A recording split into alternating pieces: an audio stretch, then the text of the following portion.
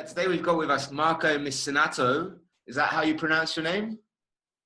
Yeah, more or less, Missinato, but of course you have an accent. Marco Missinato, and he's a composer. So we want to get to know, firstly, you know, how did you get into your work, and what is it you love about it? Well, for me, actually, I don't even define it as work. For me, music has been always in my life since my very first day I can recall.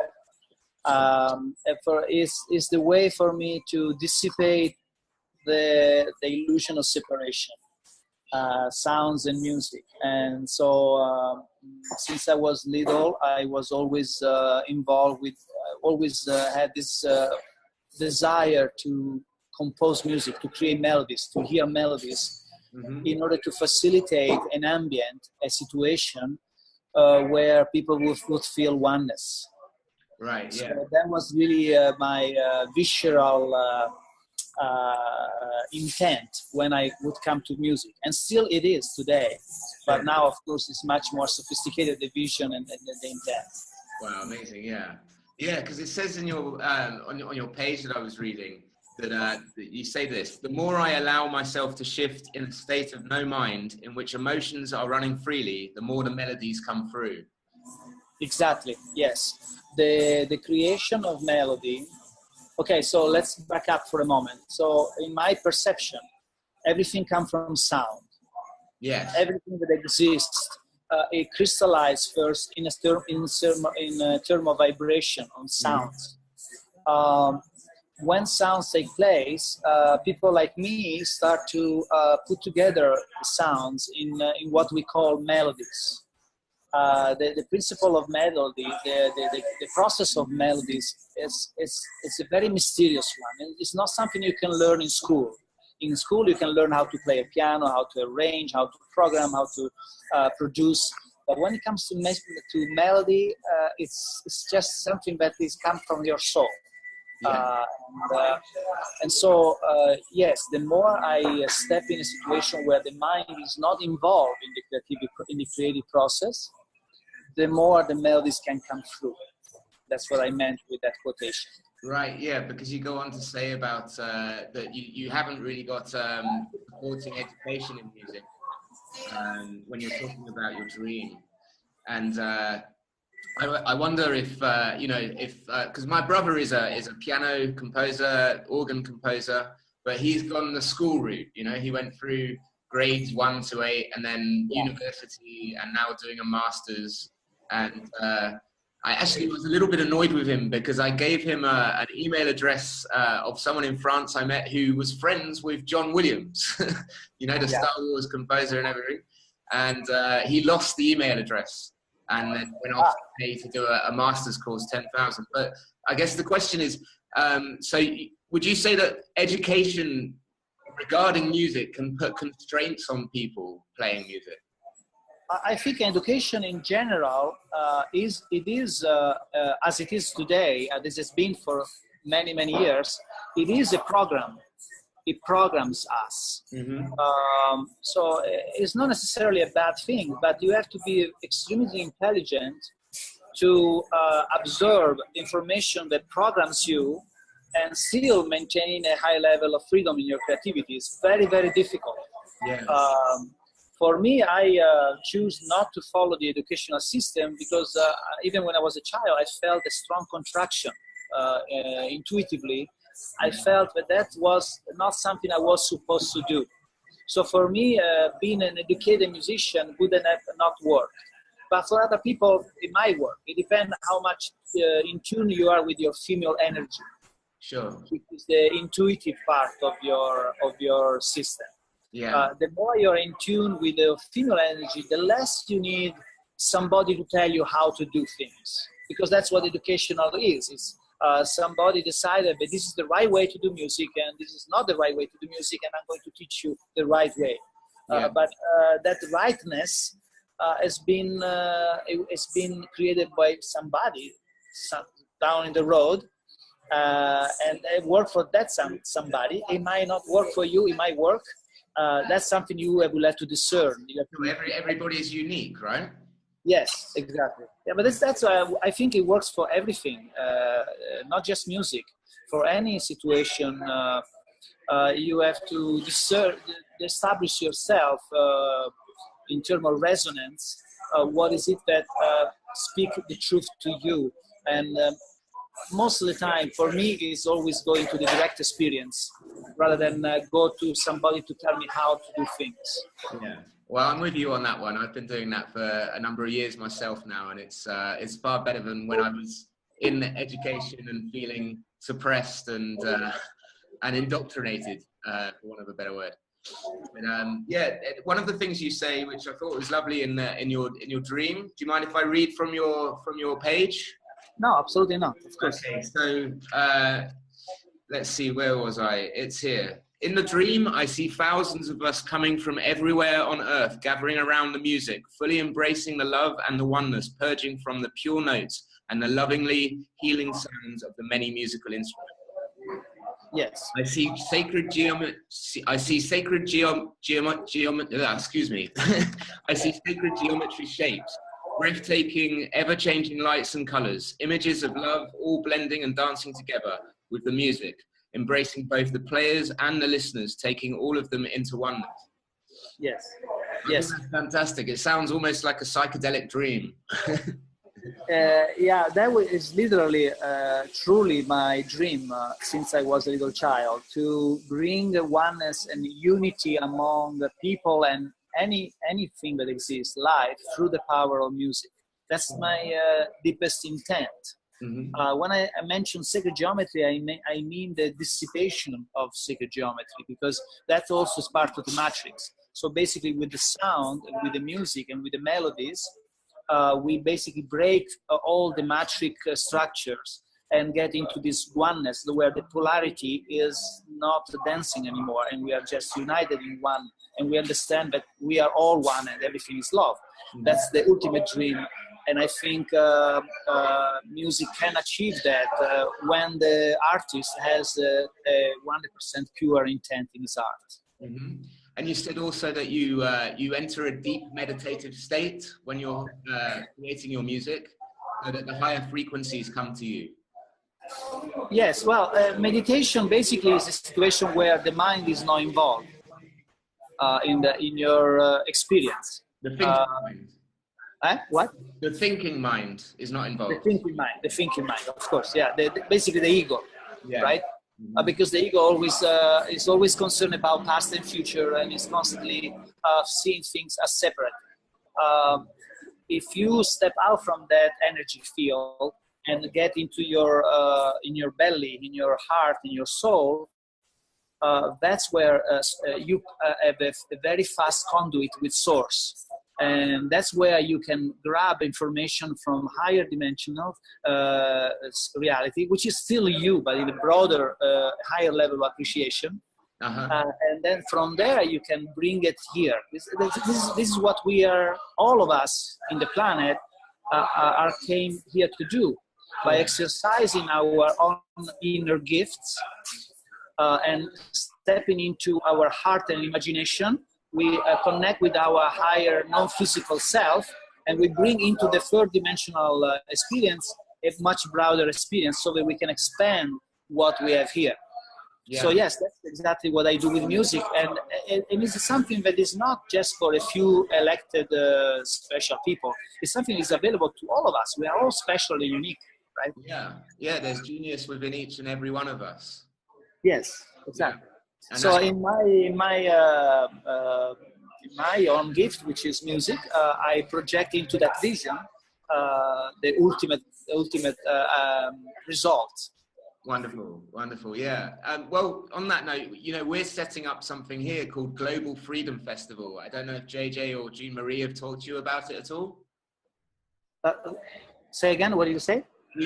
We're in the process here of arranging and sorting a Global Freedom Festival for either 2018 or 2019, depending on how the arrangement goes. That's fantastic. Yeah, have you been talking to Jean Marie about it? we have just touched very briefly the subject. She sent me the material. I took a look at, but I'm very much looking forward to know more about it and see what I can do in order to support that event, because it sounds very genuine and very enlightening. Yeah, well, it will be hopefully on sovereign lands all over the planet. So, you know, wherever you may be at the time, hopefully you can get to an event. Yeah. We'd love to have you play for us there. Wonderful. Yes, absolutely. And I have to say, I'm not a player. I'm a composer. Sure. So I work behind the musicians. Okay. However, sometimes the situation require my presence on stage, and if in those cases I will do it. But usually I'm behind the scenes, providing melodies and supporting the miracles to happen. Sure, similar to me then. I'm a filmmaker and I prefer to be behind the camera, not in. Yes, okay. And filmmaker, talking about filmmaker, you know, there is a lot of visual that can be added to music. In fact, we are constantly looking for filmmakers to create videos and documentaries and all that kind of inspirational stuff, yes. Well, sure, I'll send you my contacts after this. Yes. Maybe we can collaborate. That'll be brilliant. Yeah, I had a couple more questions for you. So. Yeah. If people wanted to know more about you and help you on your journey or compose with you, is that something you're open to? And how would they be able to find you and get in touch with you? Oh, absolutely. Right now, the key word is communion. Communion. As long as we are in the same resonance, communion is the key word for all of us to co-create together. Because when we are isolated, it's very, very difficult because the density out there is really thick. Yeah. And there's a lot of strong energy that pull you down and try to, stop you from what you want to do. But the more we are together in the same resonance, the more it's easy and empowering. So yes, absolutely. I'm always looking for collaborations. In fact, right now I am putting a new ad on my new project, Unfolding Secrets Symphony of the Heart, and we are looking for event coordinators. We are looking for, of course, orchestras, choirs. We are looking for sound engineer, video makers, in order to make this tour. We want to do a tour everywhere in the world, basically, supporting peace and supporting oneness. So definitely you can people can connect with me at my website, which is called journeyofimagination.com. journeyofimagination.com. Okay, and we'll put a link on that for you on this video, and then we'll show you the video before we put it out. Just make sure everything's fine with you. Sure. Yeah. And of course we also have an email which is info@journeyofimagination.com. Great. Okay, yeah, we'll link that one too for you. And so have you got any great stories about projects you've been working on? I'm told that this ongoing project, as the title suggests, Unfolding Secrets. Symphony of the Heart. Symphony of the Heart. Yeah, would you like to tell us a bit about this? Oh, yeah, sure. Unfolding Secrets is my latest production. It involved the soprano, New York soprano singer Christine Hoffman is a wonderful soprano singer, and it involves a symphony and a choir. We have been testing the ground. We did a few concerts with the Symphonic Orchestra of Ecuador, and we did a Symphonic Orchestra concert in New York and one in Sedona, and it was very successful. So now we are ready for opening the door for a tour everywhere in the world. It's a 1 hour, as it is right now, it's a 1 hour meditative music. It's very intense. It really open up your heart to so that you can give yourself permission to feel all those emotions that are stuck within yourself. And that's what has to happen right now. We need to honor our emotions, and we need to go deep inside our subconscious, conscious, and unconscious in order to set free whatever emotion is blocked. And this symphony is called Symphony of the Heart because it's a heart-opening experience. It's a transformational experience. When we did the concert in Ecuador, at the end, everybody were crying, were hugging each other. it was really a fantastic, beautiful experience. Yeah. The power of music, bro. Exactly. So yes, that's Unfolding Secrets. The next level will be an expansion of Unfolding Secrets, where we will add also a rhythm section. We will add also a sort of a band. Imagine an orchestra with a format like Pink Floyd playing together. That would be the next section, the next project that we are going to produce. Oh wow, wonderful! And then in other projects you've done, have you collaborated with others that you might say that it's gone global, it's gone viral, and places that you might want people to check out some of your compositions before? Yeah, I'm not sure what was the question. I'm sorry. Oh, if you have previous projects that are now made on video that people can go to view on the internet. Oh yes, of course. I have Journey of Imagination. There's a session filled with videos of different projects, and I have a discography with about 15-20 albums of music. And then there is other interviews I've done, a documentary that I created on music, and where I speak about music, what music is, and what music can help us at this moment of our journey. How can it help us? So yes, all the information are in the website. Yes, absolutely. On the website, and I think blogs as well, right? You write blogs. I have a blog within the website, and I have a photography session and video session. And again, we have a discography. There's about 15-20 albums of material, and it's all available for free. You can listen to it for free. So we are working. We are not. This is not about accumulation of wealth, and it's not about fame. It's not about me becoming a famous artist. This is about providing a service for humanity, for Mother Earth, with no ego involved. So everything is per donation. And everything is open, and if somebody wants to have the music and doesn't have the money, he can have it. The idea of property and ownership is gradually fading out from my system, because that too is part of the matrix. In reality, we don't own anything. We just have a privilege to through our gift to use some material and create some material, but that material is created for our own personal healing and also for the good of all. Yeah. We don't take anything. We don't bring anything with us into the world, and we don't leave with anything aside from our experience and our memories. And that's the music, the joy that we experienced along the way. So that's wonderful. Yeah, I think on that note, I should ask you, obviously you're kind of leaving the system behind, the financial system, and setting out to give all of this away for free. But you must need funding for your work. How do you? Yes, we are in an interesting situation right now where. The old is crumbling, but the new is not quite there yet. So we are in an in-between phase, and in this in-between phase, money is still an important and valuable factor. Mm-hmm. So yes, we of course are looking for finances. However, we are looking for individuals that have not expectations, the typical business expectations, where they want to manipulate information in order to induce people to the purchase. Right. We don't want that. We want somebody that people that just donate money, and with that money we can create and give as much as possible. That's the idea. Sure. So like philanthropically. Yes. Yeah. That's great to hear. That's what we're trying to do where we are here in Holland, in the Netherlands, at the Synergy Hub. So yes. We're creating all new systems. It's quite a daring project, but yes. New social architecture, environmental projects, water projects, new technology, which will kind of create the new internet. Yes. Moving from, I noticed one of your blogs was about recovering the whole through fractals. Yes, and our technology here is based in fractals and holons, so it's silo busting.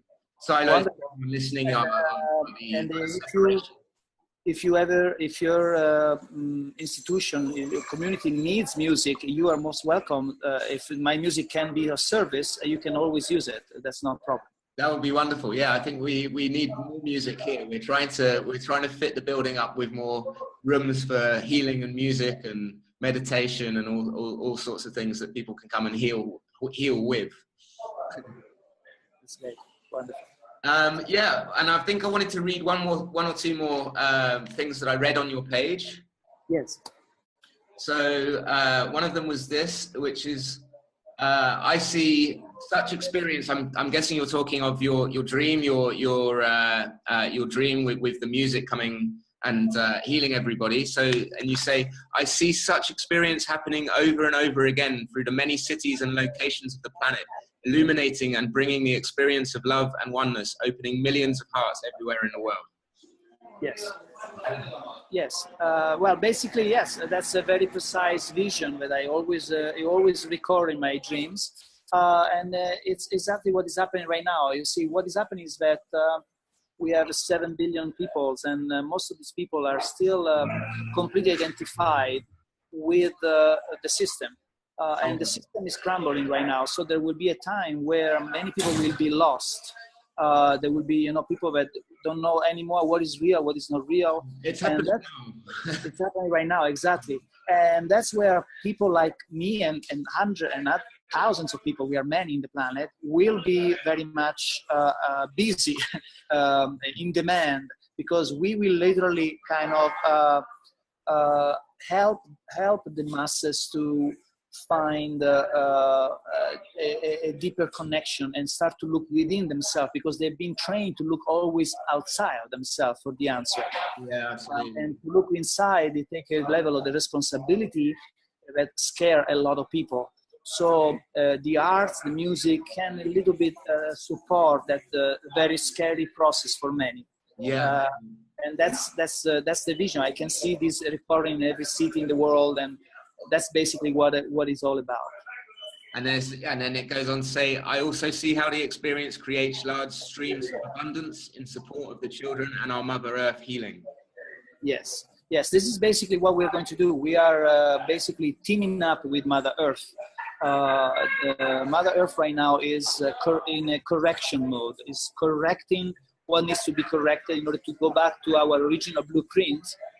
And in order to do that, it needs us. It needs our responsibility on looking inside us and find out what are we special about, because that specialness, which we all have, is very needed right at this moment.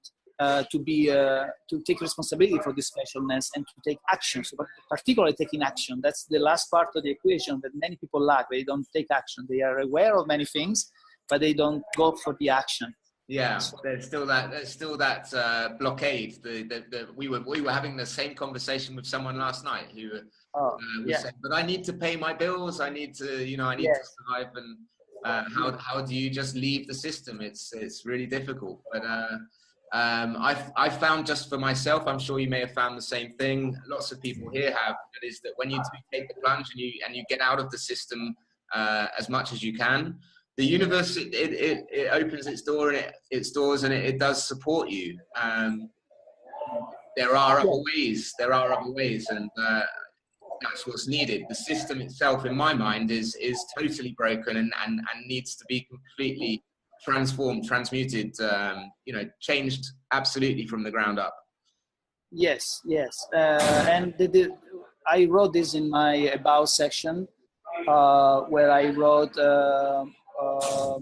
that basically we have the devices that we have in this physical journey is our heart and our imagination.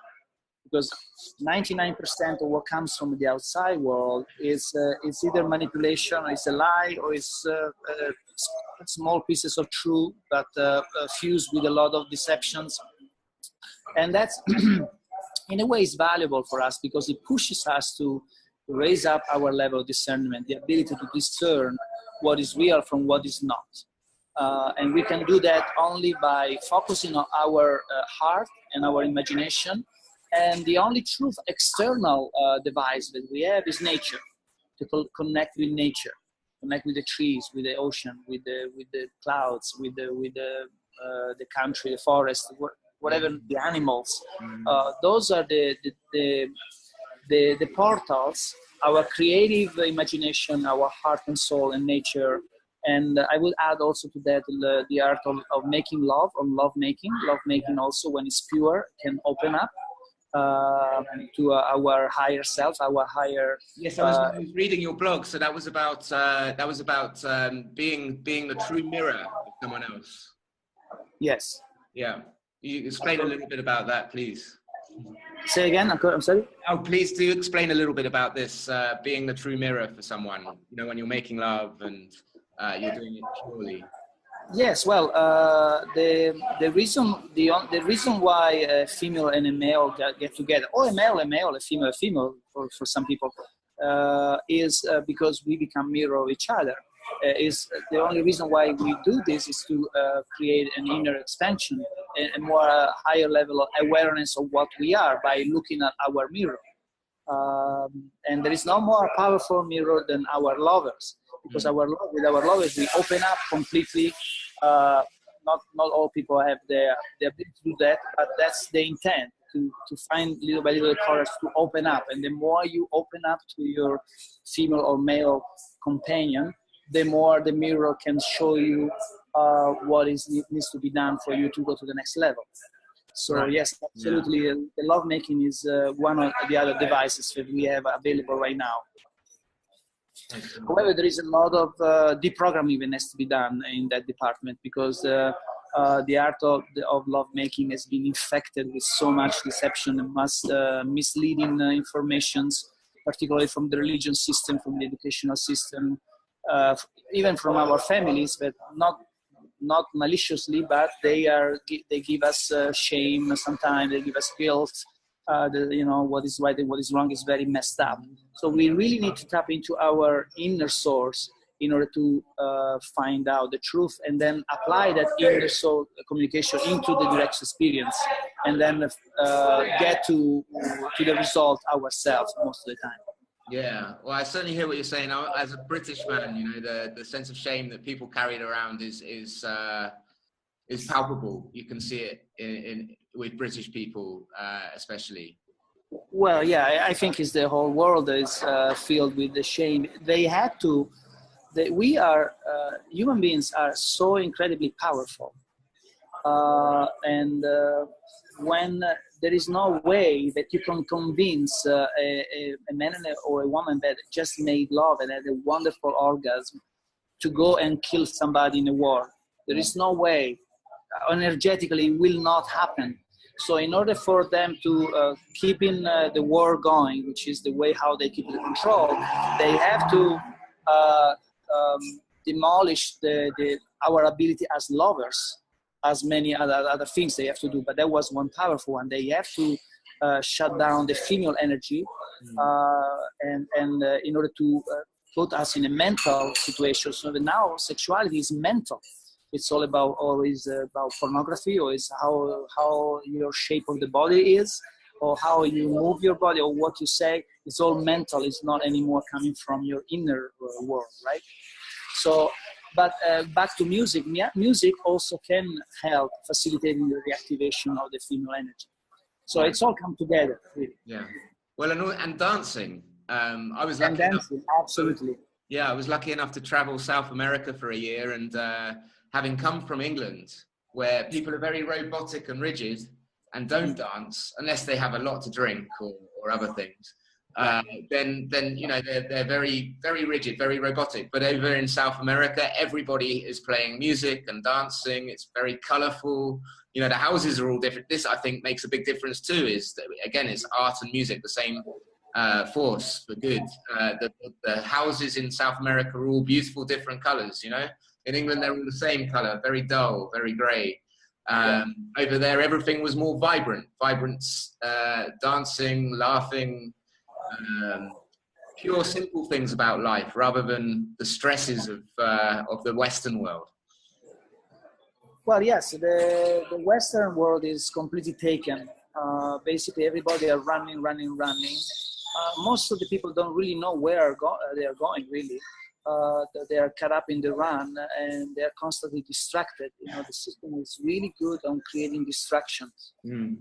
Whether it's you have to work, or you have to watch the soccer game, or you have to celebrate Christmas, or you have to go to vacation, or you have to pay taxes, or there is a war, or there is a terrorism attack. But it's constantly distracting you, so that you are constantly busy in the survival, because we are not really living, we are surviving. Yeah. And we are constantly trying to fulfill the continuous demands of the system, which never ends and never gets you there, with the idea that one day, once I make it, I will be happy. All this is all an hallucination, and it never worked, and it's crumbling right now. I'm sure you're familiar with Alan Watts, the wonderful Alan Watts. Oh yes, of course. Yeah, of course. and he did for anyone listening, he did a very beautiful piece on YouTube. It's a couple of minutes long, and it's called "Music Is Life." And Alan Watts is the name of the guy. Yeah, and it's saying exactly what you just said. You know, this whole idea of here, kitty, through school, through university, through the job, that, you know, this happiness is going to come eventually when you've got your house, your car, your family, your picket fence. But it's a dreadful hoax. It's a dreadful hoax, and we missed the point all along. The life is the journey, and the point is to sing and to dance. Absolutely, of course. I agree, totally, 100%. Yeah, well, you know, this is part of the process for everyone. I'm still in that British state of not being able to move freely with my body because of the way I felt, you know, growing up. That it wasn't accepted, it wasn't promoted, it wasn't encouraged, and so, you know, every day of my life, I'm trying to recover aspects of myself that were lost through that programming. Yeah. Yes. So the game is constantly finding programs, recognize them, and then letting go. Finding a program, recognizing and letting go. So constantly looking within ourselves and see how, when we enter in reaction or we enter in a defensive mechanism, that's a sign that there is something in us that is blocking. And that's where we have to really go inside ourselves and figure out, why am I responding to this situation in this way rather than in this way? Why this trigger me, this anger or this fear or this insecurity? You know? And that's the work we have to do. And it's not anymore the idea of spending hours and hours, months and years in therapeutic section. Right now we are in a moment that is so vibrant, that already the recognition already kind of moves things up very fast, and it won't take as long as it used to be in the 70s, in the 80s, in the 90s, you know. So that's very exciting. But we have to have the humbleness in ourselves to step out from the game of victim and blaming. Yeah. Because that's what we do, victim and blaming, constantly point the finger against, oh, he did that to me, I'm not happy because he did that to me. And we need to get rid of that conversation and start to take responsibility and start to look inside ourselves. Absolutely, yeah. So one of the things I find that happens quite often is that people in their friendship groups, with their peers, they police each other, you know. So it's like, as you were saying, the system constantly keeps you distracted. And even your friends will say, you know, when you perhaps have a midlife crisis, which I would actually say is more like a midlife awakening, that you should be busy, you should go back to work, you should do this, you should do that. But anything just not to think, not to think with the self. What is the self? That's why I call my website Journey of Imagination. I remember when I created that website, I was looking for a name, and in my mind there was the name Joy. But then I said, okay, Journey of Imagination is fine. And then later on, I was so incredibly surprised when I found out, when I abbreviate Journey of Imagination, comes out Joy. Right. So that was an incredible synchronistic event. But that's to tell you that we need to follow our joy. Joy is really it's like the light that shows us where to go. Yeah. Of course, we need to discern what is joy, because many people think that they confuse joy with anxiety sometimes. So we need to really figure out what joy is for us, and that's the work that we need to do right now. Yeah, yeah. And music is one of the most ingenious ways of doing so, right? It's a universal language of love. Absolutely. Music, again, it dissipates the illusion of separation. And once that separation is gone, then you can see really, really clearly who we really are. We can really start to remember who we really are, which is we are the God, and the God is that the religion wants to sponsor us outside of us is really us, you know. Yeah. Do you have any instinct on what is happening in the pop music realm? The music industry is completely corrupted. It's mostly mental. It's created to involve particularly the young people into a mental virtual world, like also video games and other factors. There is not well, there are exceptions, but when you turn on the radio, you listen to the mainstream music. The music is not is manufactured to create and facilitate certain mental responses, but it doesn't do not even 1% of what music really can do. The organic music is a completely different experience.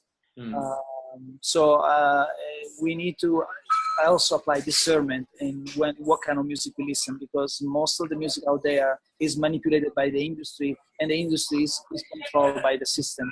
Yeah. So it's quite evil. Even the words are pursuing virtual sexuality that is very deceiving.